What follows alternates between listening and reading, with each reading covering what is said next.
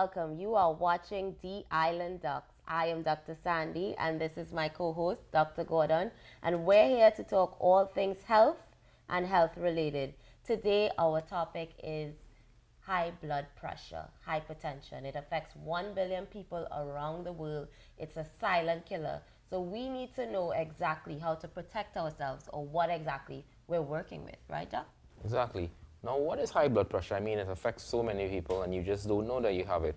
High blood pressure is defined as when you go by a healthcare professional and you have three separate episodes of having a systolic blood pressure. That's the top number, that's more than 140, and the diastolic, which is the bottom number, that's more than 90. So if in going to have your blood pressure checked, you go to the pharmacy, anytime those numbers start climbing up from the normal, which is 120 over 80, then you need to be assessed to see if you're suffering from high blood pressure. Now, there are two types of high blood pressure. There's primary and secondary hypertension. And primary is 95% of the cases, and secondary usually is as a result of another ailment that you have, something like kidney problems, or if you have thyroid disease, or if you have coarctation of the aorta, sleep apnea. These all contribute as a secondary cause, but most of the time you usually have it as a result of having primary or essential hypertension. Now, we need to know our risk factors. So, some of the risk factors you have, like your age. So when you're getting older, usually, you are more at risk for having high blood pressure. So we're thinking as you get to about 65 as a woman or 55 as a male, you're more at risk for having high blood pressure and you really should go get your BP checked out. But this doesn't exclude all young men and women. Actually, there's stats out there that 25% of young men who are between the ages of 35 to 44 actually have high blood pressure and don't know it. Yeah, it's one of those things. I mean, some of the risk factors include age, as she had said, obesity, sedentary lifestyle, smoking, Drinking alcohol, too much salt in your diet, yes. you know. So all these things are risk factors that you can modify to try to lower your chance of getting high blood pressure. Yes, exactly. And sometimes if you have high blood pressure for a long time, most people think that these diseases have symptoms.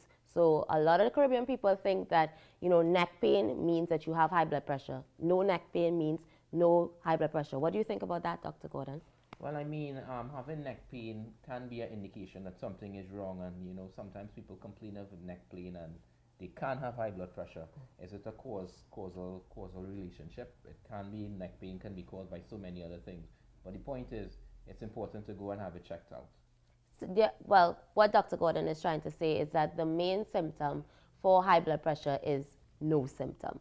And you could be walking around one day and then the next day you can have probably one of the complications like a stroke or a heart attack. It is a silent disease when it is in its early stages. Only when it gets to its later stages, that's when you probably would have some symptoms like, excessive nosebleeds, you'll probably have, changes in your vision or these kind of symptoms, but that's after it gets to a more severe stage of hypertension. Yeah, because high blood pressure does not have any symptoms at all. I guess that's the take-home message.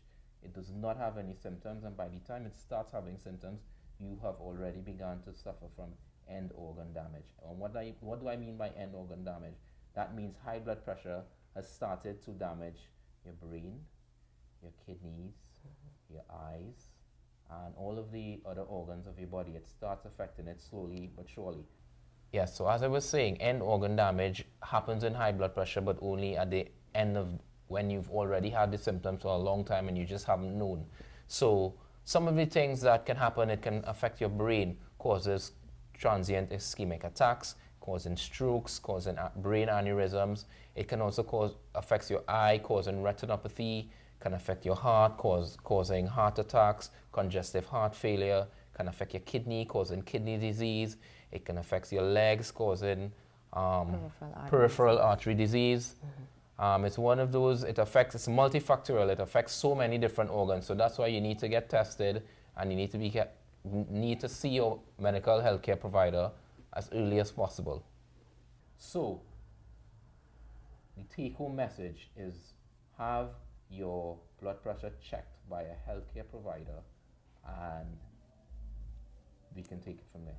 So we decided that it's so easy to do a blood pressure exam that I'm going to do my blood pressure right now in front of all you audience and all the viewers out there. So Dr. Gordan is going to do it for me. And then we're going to see what number that I end up with. Because even from the age of 80, we recommend that every 2 years you get your blood pressure measured. Even if you're no symptoms, no problems, you know, because it's higher risk in black people. We get, you know, high blood pressure more often. I have grandparents who have high blood pressure. You're more at risk. So if I could get this white coat off. All right, here we go. Okay, so what do I have here? It's a BP cuff. I mean, you can pick these up at any of the pharmacies. It's connected to a BP machine. So what I do is I put it on around the arm, not the forearm, the arm. Put it quickly tight. Now this one has some markings to tell you exactly where it lines up. So this, you just put it at the level of the heart. Have the person be sitting, relaxing, not running or exercising prior to doing this. The machine makes a buzzing song as it applies pressure to the arm. You feel your hand getting pretty tight. That's because it's trying to compress the arteries so that it can take the measurement. And in a few short seconds, it will tell us exactly what is the systolic and the diastolic. Those are the two numbers that measures the blood pressure.